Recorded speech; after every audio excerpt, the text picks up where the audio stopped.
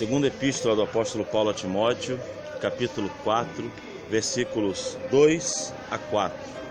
2 Timóteo 4, 2 a 4, diz assim a palavra de Deus: Prega a palavra, insta, quer seja oportuno, quer não.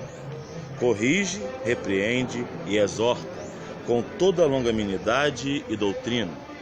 Pois haverá tempo em que não suportarão a sã doutrina, pelo contrário, cercar-se-ão de mestres, segundo as suas próprias cobiças, como que sentindo coceira nos ouvidos, e se recusarão a dar ouvidos à verdade, entregando-se a fábulas.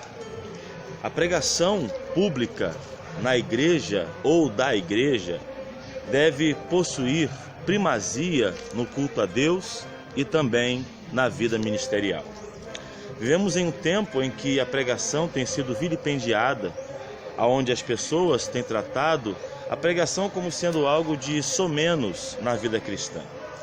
Nós observamos nas duas epístolas que Paulo escreve a Timóteo uma constante exortação para que esse jovem pastor fosse um fiel apologeta e expositor da palavra de Deus. É claro que nós sabemos que no primeiro século havia muita oposição por parte dos judaizantes e dos falsos líderes gnósticos na igreja acerca da autoridade das Escrituras. O Novo Testamento, por exemplo, se desenvolveu em meio a um período em que as pessoas possuíam uma dificuldade de assimilar as verdades pregadas, tendo em vista que as cartas eram escritas, então o presbítero as lia e depois enviava para outras igrejas. Não tinha a facilidade que temos hoje de possuirmos impressa a palavra de Deus e ter à nossa disposição, à nossa disponibilidade.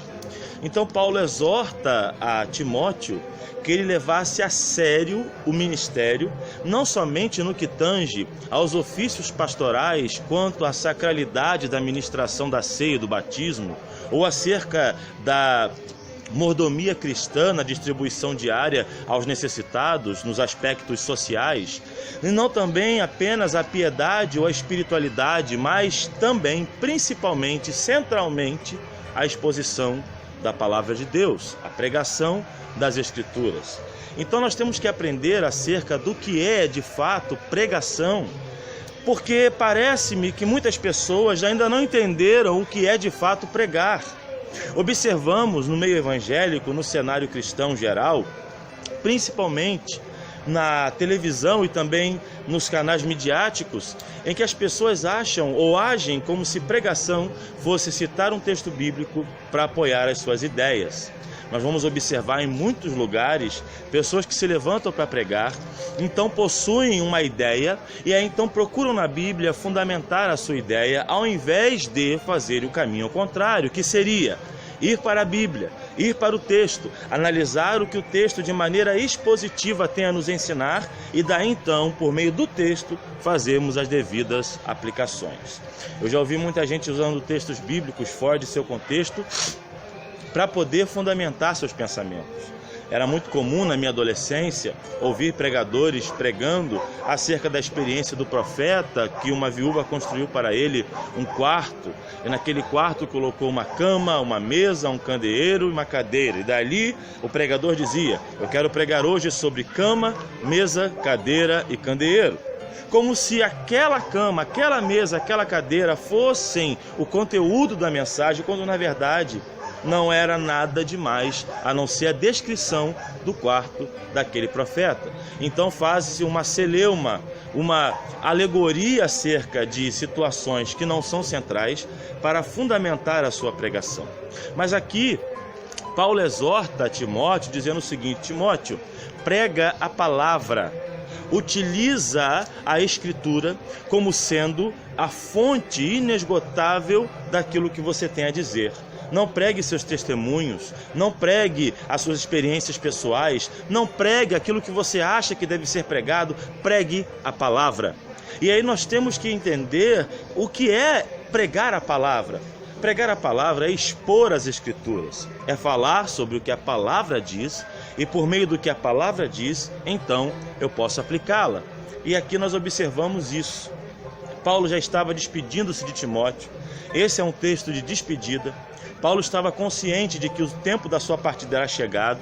Então Paulo dá a Timóteo as últimas instruções para que Timóteo tivesse um ministério profícuo. E ele diz a Timóteo: Timóteo, nos últimos dias os homens não suportarão a sã doutrina. Que homens são esses? Esses homens são os homens ímpios, o mundo. O mundo não suporta a verdade de Deus. Charles Haddon Spurgeon dizia que a Bíblia contém o que os homens odeiam, a verdade. Logo, quando nós pregamos a palavra de Deus, nós estamos confrontando o mundo e as suas ideias por meio da palavra. Por isso que a pregação precisa ser uma mensagem de confronto, precisa confrontar os ouvintes. Observe o que o Senhor disse ao profeta Jonas, quando chamando-o para pregar em Nínive acerca da grande catástrofe que iria acontecer. Deus chama Jonas para profetizar, para pregar, para proclamar, e isso está correlacionado, pregar e profetizar, acerca de um juízo que Deus derramaria sobre Nínive, tendo em vista a sua iniquidade. Olha o que o texto vai dizer em Jonas 3, versículo 2. Dispõe-te, vai à grande cidade de Nínive e proclama contra ela a mensagem que eu te digo. Proclamar contra ela. Jonas ia a Nínive para dizer a Nínive que ela seria subvertida. Por isso que pregar é ao mesmo tempo anunciar, proclamar e também estar denunciando com o juízo de Deus pelas Escrituras aquilo que está errado. A pregação possui dois níveis, o nível querigmático e o nível profético. Quando falamos do nível profético, estamos falando acerca daquilo que Deus irá fazer a este mundo. Pregações sobre a vinda de Cristo, pregação sobre o juízo final, pregação sobre o inferno, pregação acerca da necessidade dos homens entenderem que eles merecem muito justamente o castigo temporal e eterno, são essenciais para pregarmos a palavra. E aí o texto de 2 Timóteo 4 continua dizendo: repreende e exorta com toda longanimidade e doutrina. A pregação precisa carregar consigo o aspecto doutrinário. A pregação precisa ser instrutiva. Se alguém senta-se nos bancos para ouvir um pregador e esse pregador não lhe ensina nenhuma verdade solene, nenhuma verdade que possa trazer à sua vida uma mudança e algo que ele aprenda com a mente, guarde no coração, ele perdeu o tempo falando durante 30, 40 minutos. É triste e trágico quando nós observamos pessoas que dizem pregar, se dizem pregadores, intitulam-se ministros do Evangelho, mas a sua mensagem não passa de um compêndio de fraseologias, de palavras de automotivação, certo? Mensagens que trazem mais o inflar do ego do que o confronto, e a pessoa sai dali e não aprendeu uma verdade teológica. Precisamos pregar sobre a Trindade, pregar acerca da vinda de Cristo, pregar sobre a estrutura da igreja, pregarmos o que é ser cristão, pregarmos sobre a divindade de Jesus Cristo, pregarmos acerca da personalidade do Espírito Santo, sobre a imortalidade da alma, porque existem muitos crentes que ainda não aprenderam esses princípios elementares da fé. Por isso precisamos exortar, pregar, insistir com longanimidade e doutrina. Por isso que o texto continua dizendo: pois haverá tempo em que não suportarão a sã doutrina. A sã doutrina sempre será atacada. Homens cruéis e ímpios de coração sempre irão se levantar contra as verdades de Deus. O mundo naturalmente odeia Cristo e ao Evangelho. O mundo nos odeia sim. Não adianta, pode ser o homem mais conceituado, o homem da internet mais aplaudido, dizendo não, que nada, é a igreja que está errada, é o mundo que está certo. Pode quem quiser dizer, mas a Bíblia diz, Jesus falou claramente que o mundo odiaria a igreja. E mundo aqui é mundo ímpio. Não uma igreja que se desviou por ter se institucionalizado, não. É o mundo ímpio. São aqueles que vivem adulterando, mentindo, roubando, em práticas erradas. Eles odeiam a mensagem do Evangelho porque a mensagem do Evangelho confronta-os. Então, os homens odiariam à sã doutrina e se cercariam de mestres conforme as suas próprias cobiças.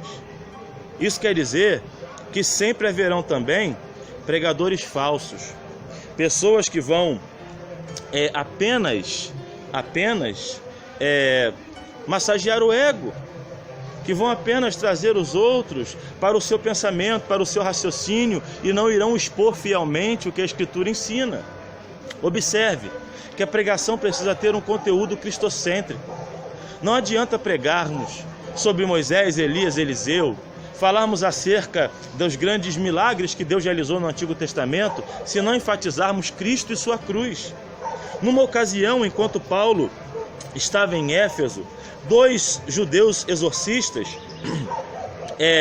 foram filhos de um judeu chamado Seva, sumo sacerdote, foram expulsar um espírito maligno. E olha só o diálogo, versículo 13: e alguns judeus exorcistas ambulantes diz alguns do texto, eu falei que eram 2, mas o texto diz alguns, tentaram invocar o nome do Senhor Jesus sobre os possessos de espíritos malignos, dizendo: esconjuro-vos por Jesus, a quem Paulo prega.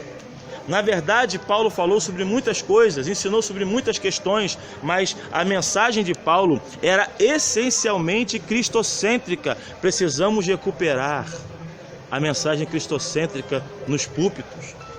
Portanto, irmãos, precisamos continuar adiante. Não podemos deixar de pregar como deveríamos pregar no início, porque a pregação é o meio pelo qual Deus salva os seus eleitos. O meio pelo qual Deus chama os seus eleitos para a salvação e confessando a Jesus é pela pregação. Romanos 10:17 diz: de sorte que a fé vem pelo ouvir, e pelo ouvir a palavra de Cristo. 1 Coríntios capítulo 1, versículo 21, disse o apóstolo Paulo: visto como na sabedoria de Deus o mundo não o conheceu por sua própria sabedoria, aprove a Deus salvar os que creem pela loucura da pregação. Precisamos resgatar as verdades da palavra pregada. A pregação precisa ser uma fiel exposição do texto. Ela precisa ter um conteúdo que denuncia e anuncia. Ela precisa ser profética tanto quanto querigmática, falando sobre o que Deus tem a fazer ainda. E ela precisa ser claramente cristocêntrica, e tendo Cristo como o centro das verdades a serem expostas. E aqui, logo na sequência do texto que nós lemos, em Tito capítulo 1, versículo 3, diz aqui o apóstolo Paulo a Tito acerca do seu ministério: e em tempos devidos manifestou a sua palavra mediante a pregação que me foi confiada por mandado de Deus, nosso Salvador. Paulo sabia muito bem que a palavra de Deus, ela se manifestava ao mundo por meio da pregação. Nós precisamos resgatar a pregação como sendo um ato profético. É o verdadeiro ato profético das Escrituras, a pregação da palavra. Não é usar símbolos, não é fazer carreatas, passeatas. O ato profético que a Bíblia nos ensina é a pregação da palavra de Deus. É o meio pelo qual Deus governa o seu povo. Disse o reformador João Calvino: Deus governa a sua igreja do púlpito. Precisamos resgatar isso, porque muitos se recusarão a dar ouvidos à verdade e entregarão-se a fábulas. A palavra fábulas aqui é o termo grego mutos. Isso significa mitos. Daí vem a palavra mito, fantasia. As pessoas preferem acreditar em mensagens fantasiosas, em revelações loucas, como nós vemos todos os dias, gente dizendo em nome de Deus que Deus proíbe uma coisa que Deus não proíbe na palavra, nas Escrituras. Gente dizendo que viu coisas que nem mesmo os apóstolos viram. Gente dizendo que tiveram experiências que são claramente invenção de sua mente. E as pessoas seguem tais profetas, quando na verdade nós devemos nos voltar para a doutrina, para o ensino didático, profético das Escrituras, e deixarmos de lado as fábulas que elucubram o pensamento de muitas pessoas. Muita gente tem a mente tenebrecida por essas questões e esquecem-se da centralidade da pregação. Deus fala apenas pela sua palavra, e é pela palavra de Deus que nós podemos ter a vida transformada. Por isso, o texto vai dizer que o que Timóteo tinha que fazer era pregar com longanimidade e doutrina. O termo doutrina aqui é o termo didaquê, que é ensino, que é a atividade de ensinar, a atividade de ser um mestre, um didáscalon. Essa é o significado. Longanimidade e doutrina é pregar como um mestre, com propriedade, conhecimento, profundidade do texto, conhecendo profundamente exegese, hermenêutica, texto, contexto, ensinarmos ao povo de Deus aquilo que a Escritura ensina. Precisamos resgatar a autêntica pregação, que é tão escassa em muitos lugares, em muitos púlpitos. O que nós temos não passa de alegoria fantasiosa e não uma exposição fiel da palavra de Deus. Eu creio na pregação e eu convido você a crer que a pregação precisa ser feita com entusiasmo, com fervor e corretamente.